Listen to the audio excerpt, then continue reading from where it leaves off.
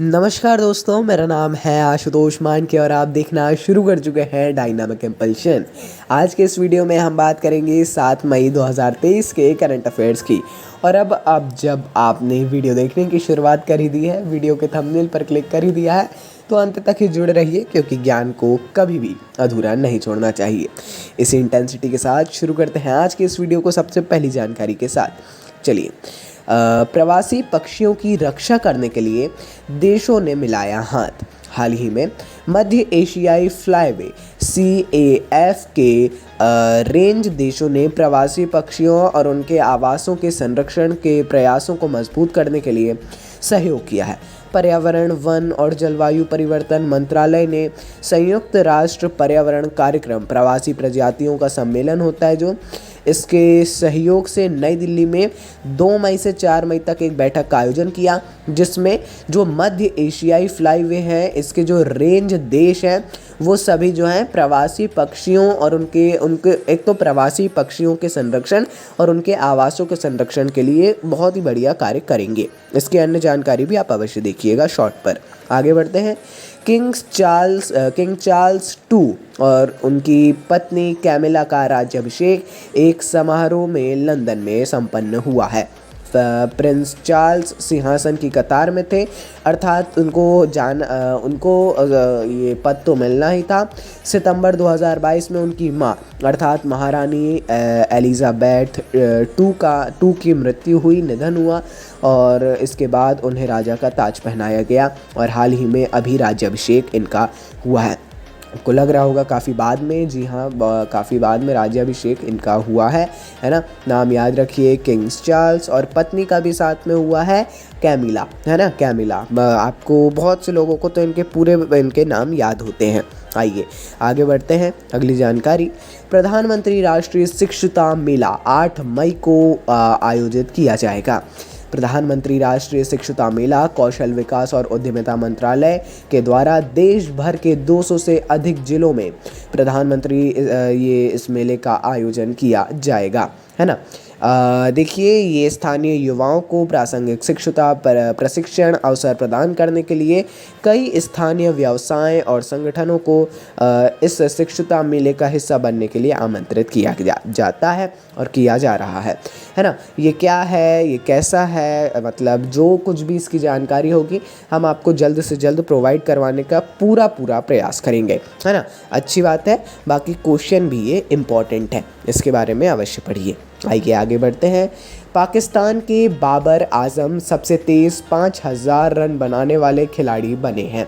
हाल ही में पाकिस्तान के कप्तान बाबर आजम वनडे प्रारूप में सबसे तेज़ 5000 रन बनाने वाले खिलाड़ी बन गए हैं। अर्थात इन्होंने अपने पूरे जितनी भी इन्होंने पारियां खेली हैं, 97 पारियां खेली हैं, वनडे की बात हो रही है, और उसमें इन्होंने 5000 रन का आंकड़ा पार किया और ये भी सबसे तेज़ 97 पारियों में इन्होंने किया है। अब तक का ये सबसे तेज़ ऐसे खिलाड़ी हैं, है ना। अच्छी बात है, बहुत बहुत शुभकामनाएं। और ये अलग अलग क्रिकेट में तो लगभग रोज़ ही आप कह सकते हैं नए नए रिकॉर्ड्स बनते हैं, है ना।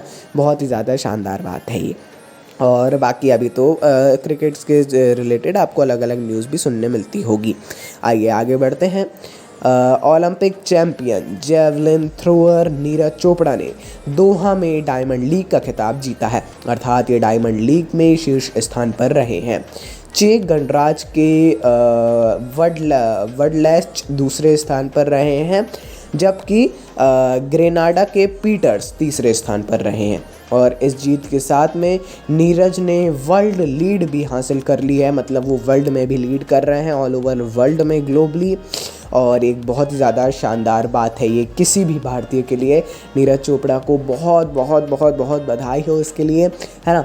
और हर एक भारतीय के लिए ये वाकई में गर्व की बात है और होना भी चाहिए, बिल्कुल।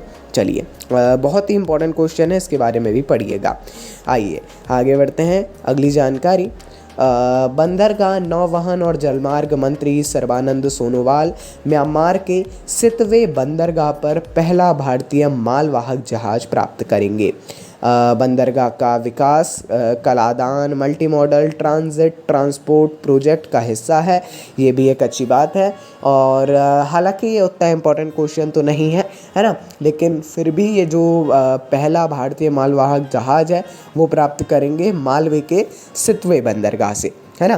थोड़ा सा पढ़ेंगे तो काफ़ी रहेगा। बाकी ऐसा मेरा सजेशन है पर्सनली, बाकी हम किसी को ऐसा नहीं बोलेंगे कि आप बिल्कुल हमारे हिसाब से चलिए।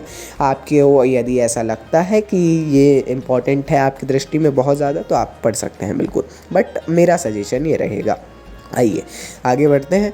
अगली जानकारी, अखिल भारतीय आयुर्विज्ञान संस्थान ऋषिकेश उत्तराखंड में भारत सरकार के युवा मामले और खेल मंत्रालय के तहत G20 के तत्वाधान में आयोजित 2 दिवसीय यूथ 20 परामर्श कार्यक्रम सम्मेलन संपन्न हुआ। G20 की अध्यक्षता के हिस्से के रूप में ही युवा मामले और खेल मंत्रालय के द्वारा G20 के हिस्से में यूथ 20 परामर्श कार्यक्रम शुरू किया गया और ये संपन्न हुआ है। इस सम्मेलन का विषय हेल्थ वेलनेस एंड स्पोर्ट्स था। बहुत ज़्यादा अच्छी बात है। अखिल भारतीय आयुर्विज्ञान संस्थान ऋषिकेश में ये संपन्न हुआ है, इसको यहीं पर आयोजित भी किया गया था, है ना। बाकी जो भी कार्यक्रम हो रहे हैं वो वो मंत्रालय ही आयोजित कर रहा है, ना कि भारत सरकार। भारत सरकार भी है लेकिन वो मंत्रालय भी है। आगे बढ़ते हैं। शायद ये अंतिम जानकारी है। विश्व भर में प्रत्येक वर्ष 7 मई अर्थात आज विश्व एथलेटिक्स दिवस मनाया जाता है। और अभी हमने नीरज चोपड़ा की भी बात की है और विश्व एथलेटिक्स डे भी आज है। अंतर्राष्ट्रीय स्तर पर ये मनाया जाने वाला एक विशेष दिवस है। इसका मुख्य उद्देश्य खेलों को बढ़ावा देना है, खेलों के प्रति युवाओं को जागरूक करना है, युवाओं को इसके बारे में ज़्यादा से ज़्यादा बताना है। और 1996 में इसको पहली बार आयोजित किया गया था। इसके बारे में भी थोड़ा आप पढ़ना चाहें तो अवश्य ही पढ़िएगा। तो चलिए दोस्तों, ये था आज के इस वीडियो की अंतिम जानकारी। बाकी अपन मिलते हैं इसी प्रकार के वीडियोस के साथ, ऐसी ही जानकारियों के साथ। बाकी ऐसे ही जुड़े रहिए हमारे साथ। नमस्कार, डायनामिक इम्पल्शन।